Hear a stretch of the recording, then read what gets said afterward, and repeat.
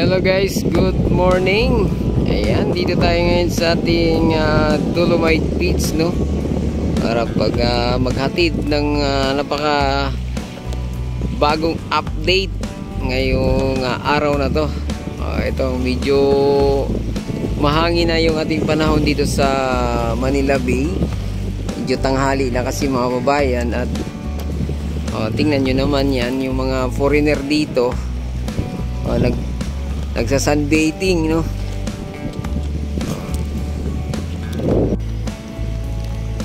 Yan ang ganap dito sa Manila Bay.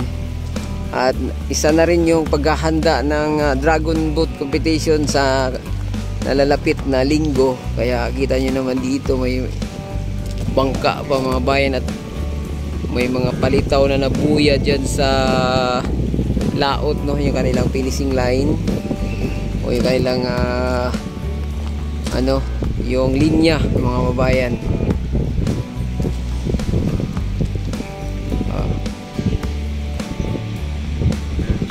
Yan si Sir, talagang kanina pa yung nagbabad, isang foreigner dito mga bayan.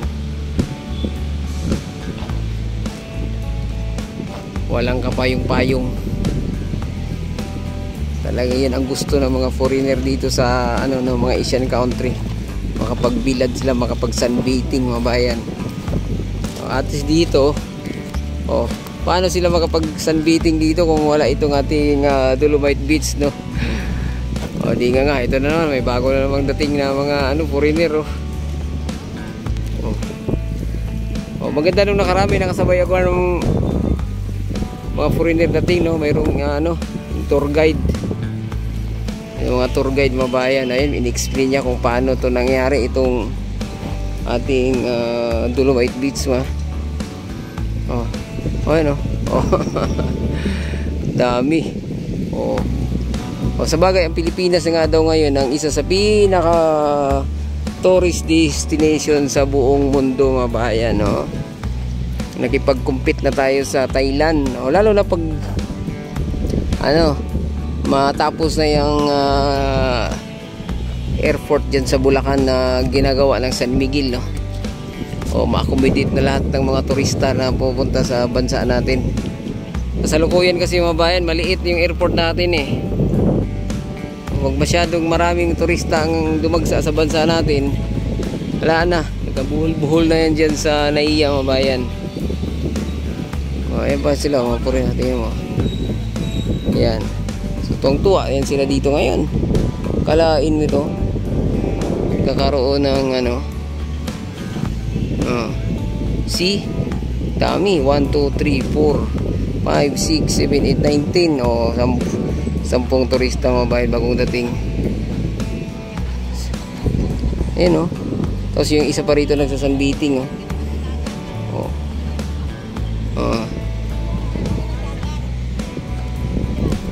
diba? Basa na nila, binasa na nila. Yun,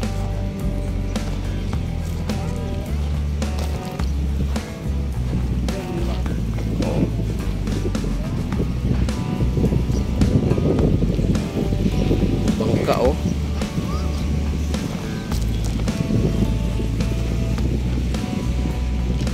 yan, binasa pa nila yung template doon sa ating Dolomite markers, di lalong makita nila kung paano ginawa itong Dolomite Beach mga bayan. See, ayan, nabasa nila yung stone marker doon,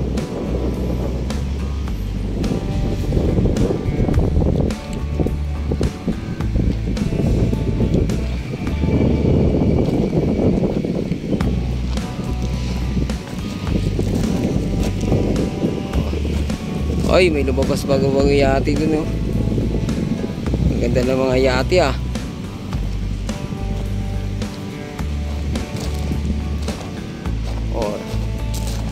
Dito sa ngayon sa bandang phase 2, wala na masyadong namasyal.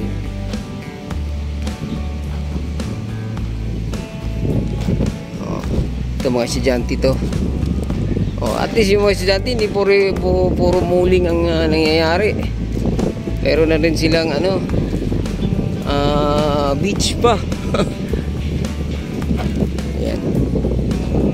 Oh, ito pa mga ano.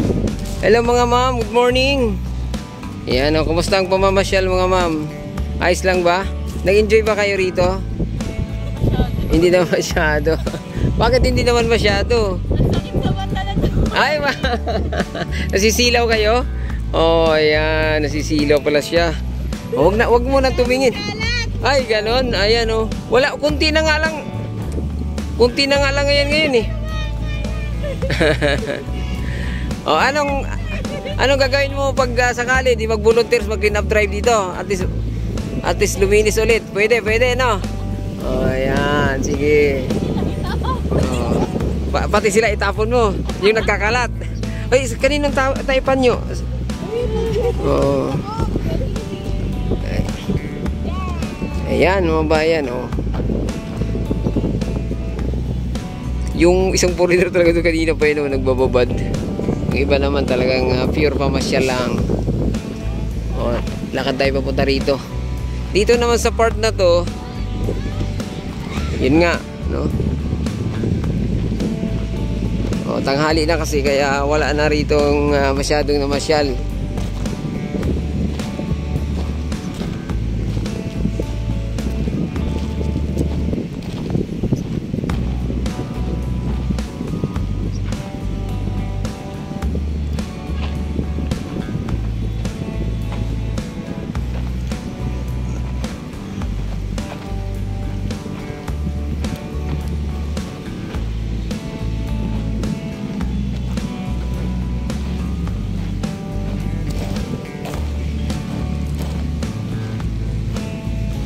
Oh.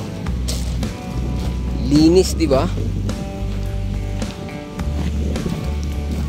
Tama naman yung sinabi nung bata mabayan.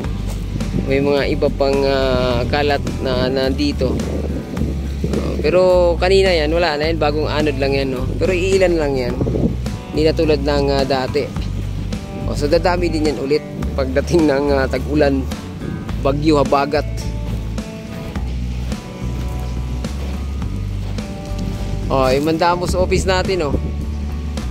Oh, di ba? Oh, yung ginagamit nilang pag-maintenance dito sa Manila Bay mga bayan, yung traktura. Oh. Oh, meron na dito. Air barbers surf. Oh, di ba? Oh, mayroon pang speedboat na. Oh, may kakainan na yung ating mga ano rito, maghabol ng mga nangingisda dyan, mga illegal na nangingisda dito. Oh, di ba? Ito yung ginagamit tuwing Huwebes, no? Para maging malambot ulit yung ating ating Dolomite Beach, mabayan yung buhangin. Ito naman, yung speedboat, yun nga, yung mga illegal na nangingisda dito sa harap ng Dolomite Beach. Bawal kasi dito pangistaan, no? At ito naman yung pinang maintenance office nila mga bayan. Ito naman yung isa rito, yung mayroon pa ring mga nakatiwangwang outfall to mga bayan, no? Diyan na nilubog yung submersible water pump. Hanggang ngayon hindi pa natapos, no? Ayan dyan, no? Oh, dyan nilulubog. Nandito pa rin yung mga nagmi-maintenance, eh. Ito naman, dito naman yung tubig nakukulikta nila. Oh, diba? Baba tayo.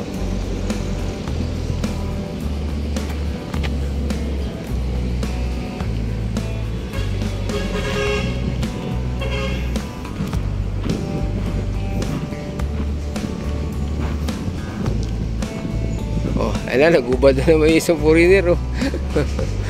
Hindi, alam nyo kung bakit madalas kong nababanggit yung mga nagsisunbathing ng mga foreigner dito. Kasi nga, di ba binabatikos nga itong ating itong proyekto ng gobyerno, itong Dolomite Beach, no? Partikular nung panahon ni President Duterte.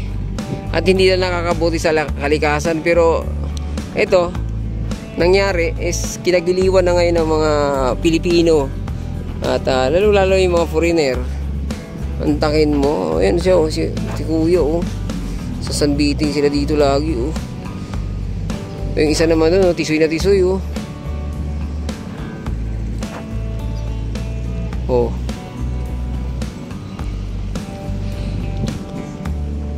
Walain nyo yun. From garbage to Dolomite Beach.